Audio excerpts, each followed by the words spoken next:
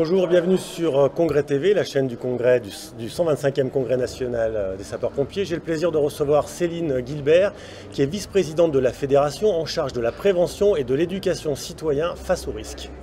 Bonjour Céline, comment allez-vous? Très bien. Alors vous allez nous parler de cette mission. De quoi s'agit-il exactement? Eh bien, la prévention et l'éducation des citoyens face aux risques consiste à développer toutes les actions de comportement qui sont visant à sensibiliser la population dans le domaine. Donc je qualifierais les chantiers d'actualité en 3 points. Tout d'abord, il y a l'objectif qui a été fixé par le président de la République de former 80% de la population aux gestes qui sauvent. Ensuite, le deuxième chantier important, c'est de développer au-delà des gestes qui sauvent, les comportements qui sauvent au sens plus large. Et enfin, on est dans la perspective du service national universel. Bien entendu. Voilà.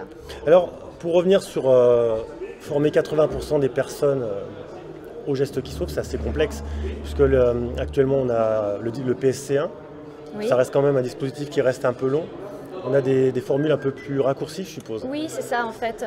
Bon, malheureusement, hein, ça fait suite aux attentats, le retour d'expérience a fait que la population parisienne, notamment suite au Bataclan, s'est sentie démunie en fait face aux attentats et face à cette situation, s'est rendu compte qu'elle avait la capacité de gestes tout simples à sauver des personnes et qu'elle n'avait pas pu le faire faute de formation.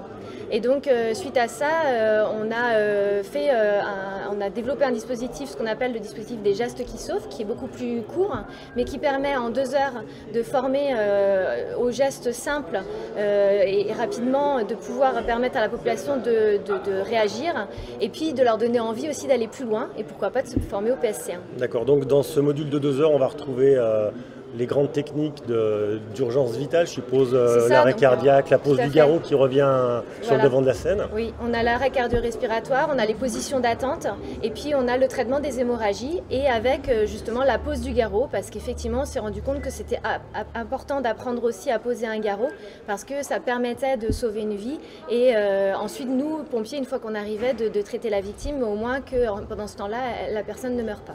Donc là, on parle des gestes qui sauvent. Après, tout à l'heure, vous m'avez parlé des comportements qui sauvent. On est dans un autre type de module, un autre type d'action. En fait, on est sur quelque chose de beaucoup plus large, c'est-à-dire les gestes qui sauvent, c'est le secourisme.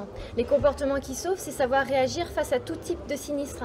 On peut parler des inondations, auxquelles on est de plus en plus confronté. C'est avoir les comportements adaptés pour ne pas se mettre en danger.